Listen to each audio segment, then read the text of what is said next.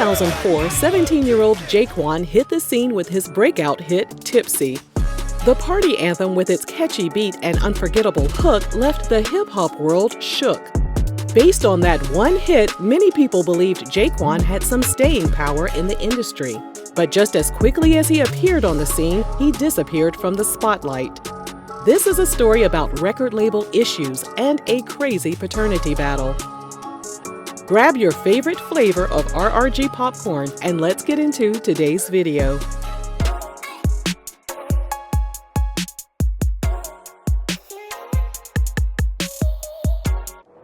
Feeling hungry? Head over to rrgsnacks.com to purchase a bag of our gourmet popcorn. Available in several flavors. Now you can enjoy our super messy videos all while getting your grub on. Use code POPPIN20 to receive 20% off your first order. To fully understand J-Kwon's rise to the top, we have to take you back, way back to 1986. J-Kwon was born Jarrell C. Jones in St. Louis, Missouri. His family eventually relocated to Illinois, and he told MTV.com that by the time he was 12, he was already in the 9th grade. But he wasn't focused on school. He knew he wanted to be a rapper, so he put all of his attention on making it big. His mom eventually gave him an ultimatum: either go to school or become a rapper. If he chose his music, she told him he would have to get the steppin'. So he packed up and left. He hopped on the Metrolink and traveled back to St. Louis. He told BET that once he arrived, he thought he could depend on a few family members that lived in St. Louis, but they all turned their backs on him. J-Kwon said his brother's grandmother wouldn't let him inside of her home. But thankfully, one of his uncles allowed him to sleep in the back of his Buick. When he wasn't sleeping in the car, J-Kwon told the Associated Press he would fall asleep inside of the local White Castle restaurant. Despite the grim situation, he said he knew deep down inside that things would get better for him one day. He sold substances in order to make a living and used some of the extra cash to record his demo. He started to make a name for himself by battling different MCs around the city. After lyrically destroying one of his opponents, the guy had his friends jump J-Kwon. As a result, J-Kwon suffered a broken jaw and damaged teeth. If all that wasn't enough, he also fathered multiple children.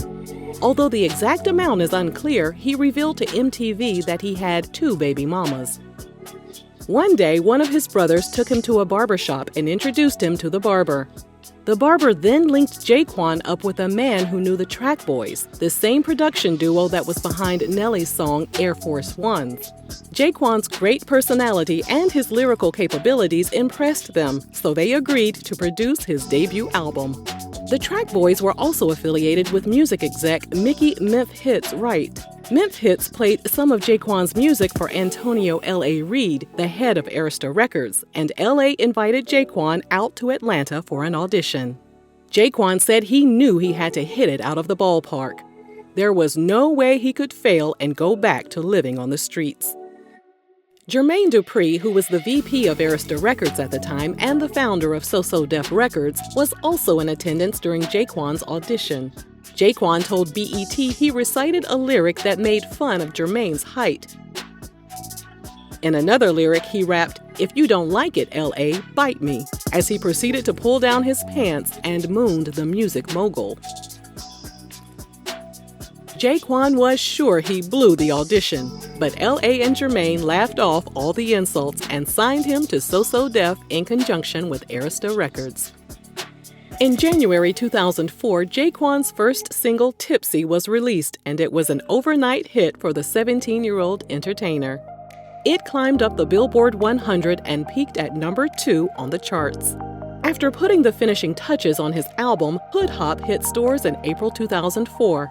On the day of its release, J-Kwon was presented with a gold plaque.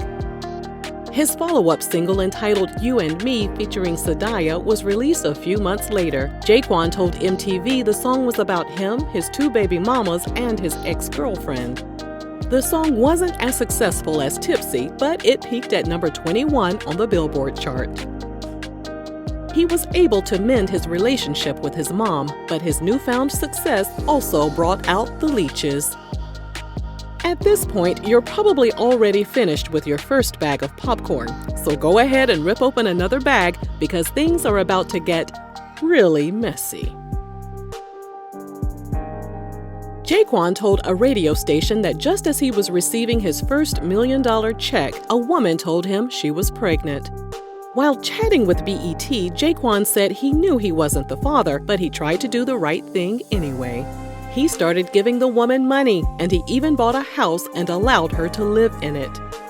J-Kwon said that when paperwork from the court pertaining to custody and support agreements were delivered to the home, the woman disposed of all of the letters. Since J-Kwon was out on the road all of the time, he had no idea that the court was even sending him notices. When the child was born, he said the baby looked nothing like him. He tried to get different lawyers involved so he could find out if he was actually the father, but he said he was denied a paternity test and continued to financially support the woman and the child. In the next few years, he teamed up with other artists, including Lil Bow Wow for the 2005 song Fresh As I'm Is. But as for his own music, JKwon pumped the brakes on his career and briefly disappeared from the limelight. According to Hip Hop DX, after Arista Records dissolved, a lot of the label's artists, including J-Kwon, were signed to Jive Records. J-Kwon told BET that when Jermaine Dupri insisted to the label's exec that he and the Track Boys would handle everything for J-Kwon's second album, the label wasn't happy about that.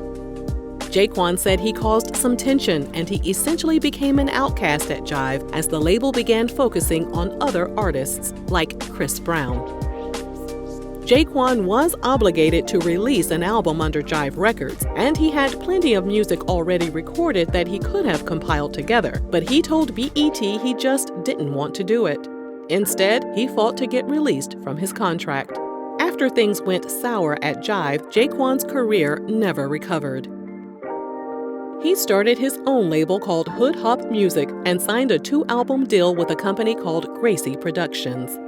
His digital album Hood Hop 2 was released in February 2009, and 6 months later, he released a follow-up album called Hood Hop 2.5. Neither album made an impact on the charts. And then came some crazy news.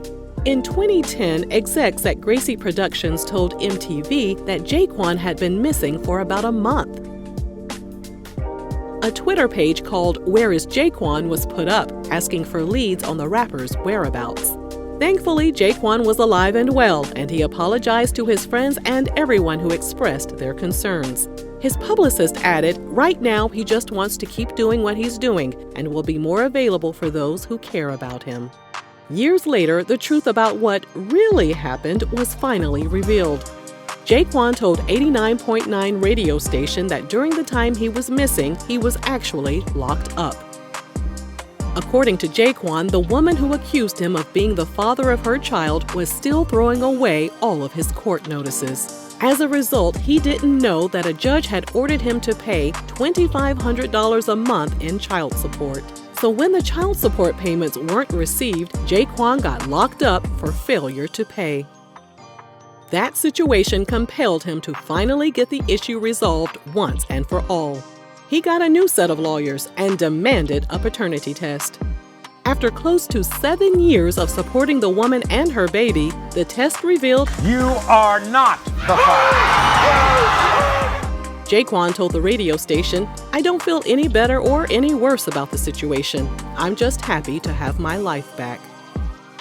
His self-titled 4th album dropped in March 2010 through his own label. However, no singles were released. There was renewed interest in his music in 2013 when Kanye West called Tipsy his #1 song, and that same year, J-Kwon released a Pusha T and Odd Future diss track entitled Pushing the Odds. J-Kwon appeared at So Def's 25th anniversary party and later went on tour with Nelly in 2018. He has released several mixtapes throughout the year, but as of this video, he hasn't dropped a studio album since 2010. Many people think Jive Records has blackballed him from the industry because of the way things ended with the label. However, JKwon isn't holding any grudges. He told iHipHop, "There ain't no bad blood, and I ain't mad at nobody." Though some might describe him as a one-hit wonder, JKwon is proud of his achievements, and so are we. We wish him nothing but the best. Let us know if you're surprised by what happened to JKwon's career. And thanks for watching Real Reality Gossip.